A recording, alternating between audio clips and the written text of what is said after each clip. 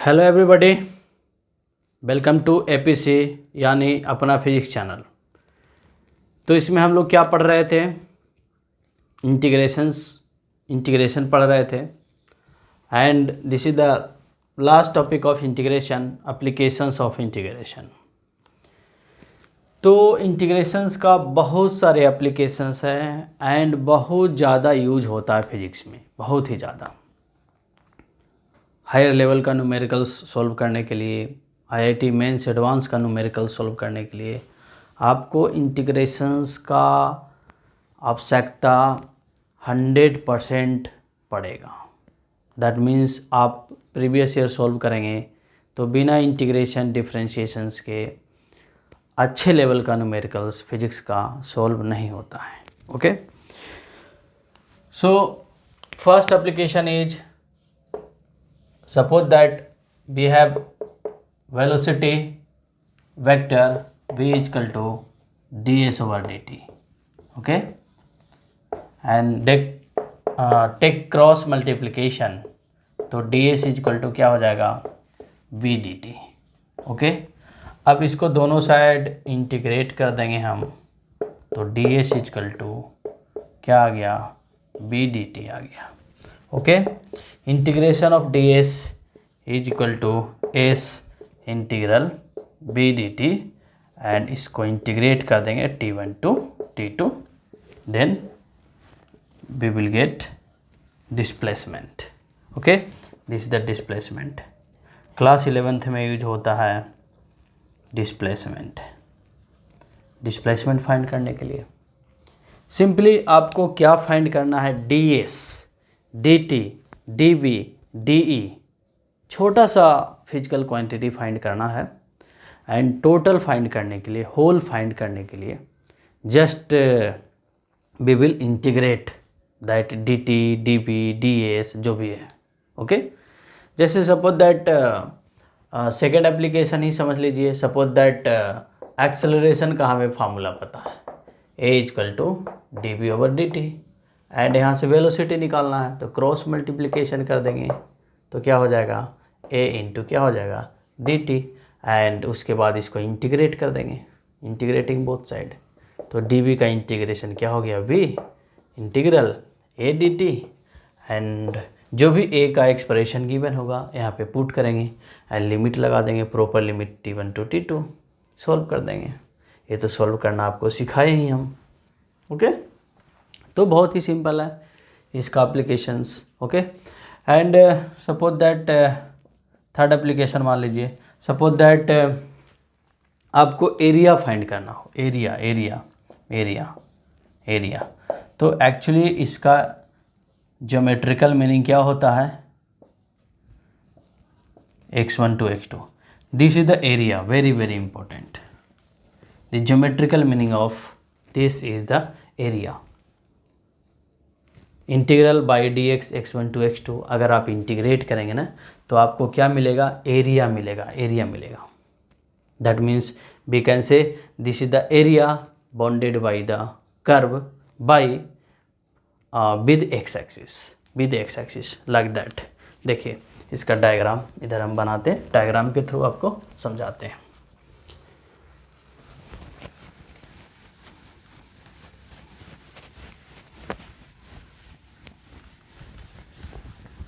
Suppose that this is the curve, this is the y-axis, this is the x-axis, and this is the curve, and this is the y is the function of x, and we have to find this much area in between x1 and x2. We have to find this much area in between x1 and x2. x1 and x2 के बीच area find करना है, तो area कैसे find करेंगे? Area कैसे find करेंगे? Area कैसे find करेंगे? तो इसमें क्या करते हैं हम? एक छोटा सा स्ट्रिप कंसीडर करते हैं, like that. It's width is dx and its length is y, then we can write a small area dA. dA is the a small area, that means area of this considered strip. D is what? Area of this considered strip, and which would be equal to by into dx. क्या होगा? by into dx होगा, because by is its length and ds is its width, that's why by into क्या हो गया? dx is the dA. तो छोटा सा पहले निकाला ना, ऐसे सेम टेक्निक्स अप्लाई करेंगे. सपोज दैट इलेक्ट्रिक फील्ड पढ़ रहे हैं, इलेक्ट्रिक पोटेंशियल पढ़ रहे हैं, चार्ज्ड बॉडी है, तो इलेक्ट्रिक फील्ड हमें फाइंड करना है due to that charged body. तो क्या करेंगे ना, पहले छोटा सा इलेक्ट्रिक फील्ड फाइंड करेंगे DE, ओके, वेरिएबल के टर्म्स में, एंड देन इंटीग्रेट, उसको इंटीग्रेट करेंगे. ओके, अब देखेंगे चैप्टर्स जब हम पढ़ाएंगे इलेक्ट्रोस्टैटिक्स का, क्लास 12th का, तो बहुत सारे derivations, actually most of the derivations of the physics बिना डिफ्रेंशिएशन इंटीग्रेशन का नहीं होता है. एंड अच्छे लेवल्स का न्यूमेरिकल्स, नोट दोज न्यूमेरिकल्स जिसमें फार्मूला पुट करने से सोल्व हो जाता है. अच्छे लेवल्स का न्यूमेरिकल्स बिना डिफ्रेंशिएशन इंटीग्रेशंस के सोल्व नहीं होते हैं. दैट मीन्स उसमें वेरिएबल्स बहुत ज़्यादा होते हैं, डायरेक्ट फार्मूला फिट नहीं होते हैं. जिसमें वेरिएबल्स है वो फार्मूला फिट नहीं होगा. तो we need calculus, we need differentiation integration to solve that numerical. Okay, तो स्मॉल डी आ गया ना. अब क्या करेंगे, टोटल निकालना है तो सेम कंसेप्ट अप्लाई कर देंगे, इंटीग्रेट कर देंगे like that by into d x. Okay, and x1 to x2, lower limit x1 to upper limit x2, lower limit x1 to upper limit x2. Okay, lower limit x1 to upper limit x2. Okay, good, कहीं नहीं cut रहा है.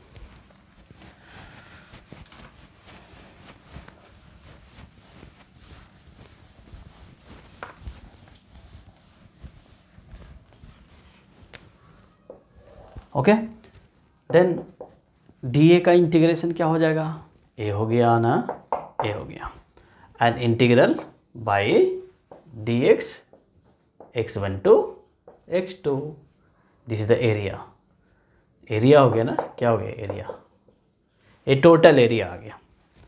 तो हमने concept क्या लगाया, थोड़ा सा एरिया निकाल लिया, फिर इंटीग्रेट कर दिया limit, lower limit x1 to x2, तो एरिया आ गया. This is the very very important, very useful concept. Okay, किसी भी चीज़ का integration with limits, lower limit upper limit, क्या देता है? एरिया देता है.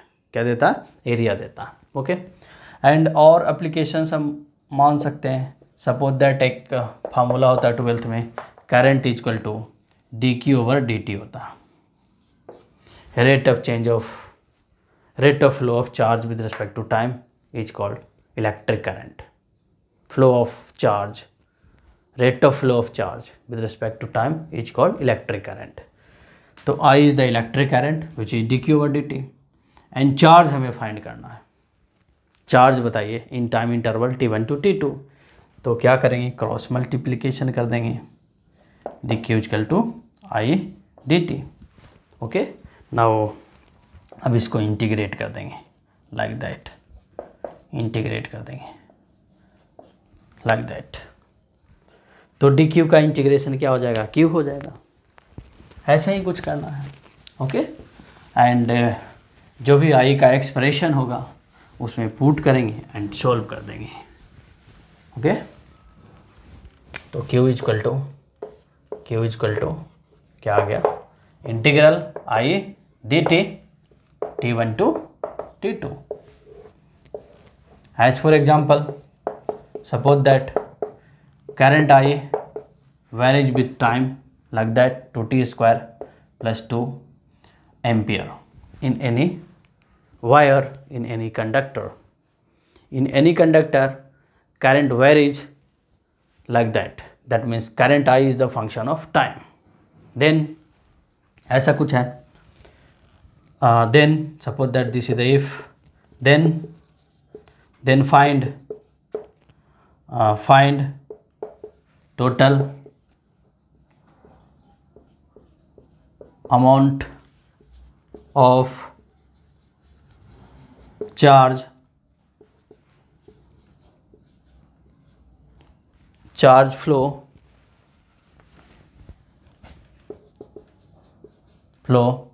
in between t1 is equal to 1 second to t2 is equal to 3 second। ऐसा कुछ क्वेश्चन हमने बना दिया है random. Suppose that this is the conductor in which current is in which charge is flowing, that means current is I is equal to 2t square plus 2 ampere like that। then find the total amount of charge flow। तो कितना charge flow होगा, कितना charge flow होता है in between time interval 1 second to 2 second, 1 second से 2 second में कितना charge का फ्लो होगा। तो सिंपल है, हियर करंट इज वेरिएबल। अगर करंट कांस्टेंट होता ना तो आप जो फार्मूला पढ़े हैं current is equal to charge over time, तो डायरेक्ट फार्मूला लग जाएगा। But here current is variable, current is function of time. तो कैसे बनेगा, उसके लिए फार्मूला लिखेंगे, we know that I is equal to d q over d t. Okay, तो यहाँ से क्या करेंगे, हम डी क्यू निकालेंगे आई into d t and then integrate it. तो इंटीग्रेट कर देंगे तो q is equal to integral I d t T1 से T2। देखिए फिर से फार्मूला लिख दिए हम, एंड अब वैल्यू पुट करना आपको। That means Q is equal to integral T1 is 1 second, T2 is 3 second, here 3, and I is 2t square plus 2 into dt। This is the suitable integrand. देखिए एक यहाँ पे ब्लैंक है d, और इस blank में क्या आ गया, t आ गया, और नीचे वाला ब्लैंक में 1 आ गया लोअर लिमिट, एंड ऊपर वाला ब्लैंक में क्या आ गया, 3 आ गया, अपर लिमिट आ गया। ओके, अब देखिए इसको कैसे सोल्व करेंगे। अब देखिए तो जो सिंपल्स रूल्स बताए हैं डेफिनेट इंटीग्रेशन का, उस पर सोल्व कर देंगे। So simple. तो क्या हो जाएगा, q is equal to 2t square का क्या हो जाएगा, 2t cube over 3, and 2 is the constant, 2 into d t, 2t हो जाएगा 2t। अगर ये रूल्स आपको समझ में नहीं आया तो जो रूल्स बताया है ना उसका वीडियो दोबारा देखिए, समझ में आ जाएगा। लोअर लिमिट 1 to 3, तो क्या हो गया यहाँ से, q is equal to limits put करेंगे। सबसे पहले अपर लिमिट पुट करेंगे, 2 into t is replaced by 3, तो कितना हो जाएगा 3 raised to the power 3 over 3 plus 2 into, now t is replaced by 3, 2 into 3। Okay, इसमें ब्रैकेट लगा दीजिए, माइनस लोअर लिमिट। नाउ अब इसमें क्या करेंगे, लोअर लिमिट पुट करेंगे।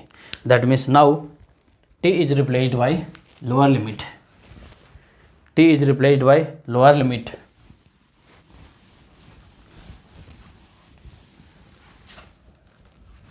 दैट मीन्स 1 पुट करेंगे, 2 into cube of 1 over 3 plus 2 into 1। पहले हमने 3 को पुट किया in place of t, and minus sign लगा करके फिर हमने 1 को पुट किया। तो क्या हो गया यहाँ से, q इज इक्वल टू एक 3 कैंसिल हो जाएगा, तो 3 स्क्वायर हो जाएगा, तो कितना हो जाएगा 18 प्लस 6 माइनस 2/3 माइनस 2, ऐसा कुछ होगा। देखिए एक 3 कैंसिल हो गया तो 9 हो गया, 3 इंटू 9, 9 2 जा 18 प्लस 6 माइनस 2/3 माइनस 2। अब इसको सॉल्व कर देंगे। इसको सॉल्व करेंगे तो क्या आ जाएगा, q इज इक्वल टू कितना आ जाएगा 23, और ये 22 हो जाएगा ना, यस 22 माइनस 2/3। इसको सॉल्व कर देंगे, 22 into 3 minus 2/3, this much coulomb. इसको फाइनली अब सॉल्व कर देंगे, 23 multiplied by 3 minus 2/3, what ever जो भी फ्रैक्शन में आएगा, this much of coulomb, because SI unit of charge is coulomb. तो ऐसा ही कुछ करना है और कुछ नहीं करना इसमें। ओके, तो एप्लीकेशंस मीन्स बेसिकली देखा जाए तो एरिया देता है, इंटीग्रेशन ना एरिया देता है बेसिकली देखा जाए तो। This is the very very important, x1 to x2, this gives us area area area. And बाकी न्यूमेरिकल सॉल्व करने के लिए पहले स्मॉल वैल्यू को फाइंड करेंगे। सपोज दैट वेलोसिटी फाइंड करना है तो वेलोसिटी का स्मॉल वैल्यू, फिर इंटीग्रेट कर देंगे। इलेक्ट्रिक फील्ड फाइंड करना है तो इलेक्ट्रिक फील्ड का स्मॉल वैल्यू, फिर इंटीग्रेट कर देंगे। पोटेंशियल फाइंड करना है तो उसका स्मॉल वैल्यू, फिर इंटीग्रेट कर देंगे। Okay, this is the applications. बहुत सारे जगह पे इसका एप्लीकेशंस है, class 11th as well as class 12th। आप देखें ये क्लास 12th इलेक्ट्रोस्टैटिक्स से स्टार्ट करेंगे। Electrostatics is the second biggest unit of class 12th। तो उसमें देखेंगे बहुत सारे डेरिवेशन है स्टार्टिंग टू एंड तक, जिसमें डिफरेंशिएशन इंटीग्रेशन की आवश्यकता पड़ेगी।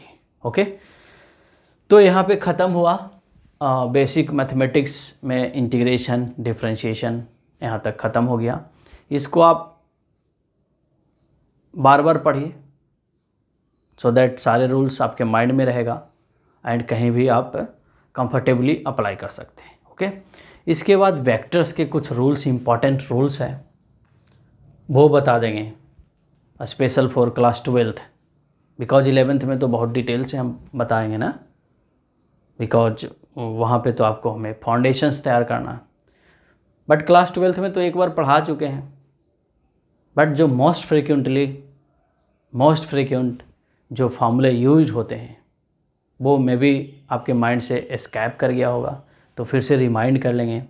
सच as parallelogram of vector addition बहुत यूज होता है, component method of vector addition बहुत ज़्यादा यूज होता है, डॉट प्रोडक्ट यूज होता है, क्रॉस प्रोडक्ट यूज होता है। ये सब जो टॉपिक्स बताएं बहुत ज़्यादा यूज होता है through out the physics. Okay, तो इस वीडियो में इतना ही, ये सीरीज ख़त्म हो गया एंड इसमें आप देखेंगे आप सॉल्व भी करेंगे। जितना बताएं उतना ही सॉल्व कीजिए, बहुत ज़्यादा सॉल्व करने की आवश्यकता नहीं है। मैथमेटिक्स में आप डिटेल से सॉल्व करेंगे, बट फिजिक्स के लिए इतना ही सफिशिएंट है फॉर क्लास 12th। ओके, तो इतना ही। Thanks for watching my video and इसके बाद वेक्टर्स स्टार्ट करेंगे। Okay, thank you.